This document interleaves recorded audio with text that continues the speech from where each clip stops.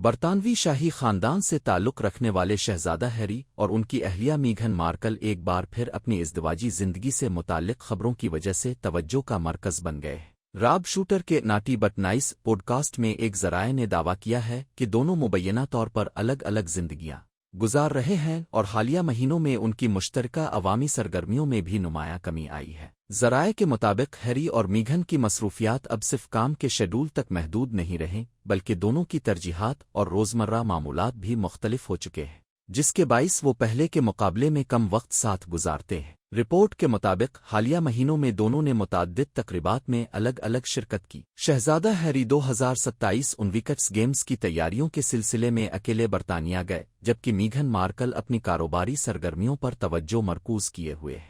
بعد ازاں میگھن اپنے دونوں بچوں کے ہمراہ نجی ملاقات کے لیے ہیری کے ساتھ برطانیہ پہنچی، جہاں انہوں نے کنگ چارلس سے ملاقات کی، تاہم وہ کسی عوامی تقریب میں شریک نہیں ہوئیں۔ یہ بھی دعویٰ کیا گیا ہے کہ جب شہزادہ ہیری تنہا ہوتے ہیں تو وہ پہلے سے زیادہ پرسکون اور بے فکر دکھائی دیتے ہیں، جسے ان کے قریبی ساتھیوں نے بھی محسوس کیا ہے۔ اس سے قبل بھی رپورٹس سامنے آئی تھیں کہ میگھن مارکل نے مبینہ طور پر شہزادہ ہیری پر مالی معاملات میں زیادہ ذمہ داری لینے کے لیے دباؤ ڈالا تھا۔ بعد ازاں ہیری کو اس وقت مالی دھچکا بھی لگا جب وہ ایک طویل قانونی مقدمے میں ناکام رہے، جس کے نتیجے میں بھاری قانونی اخراجات کی اطلاعات سامنے آئیں۔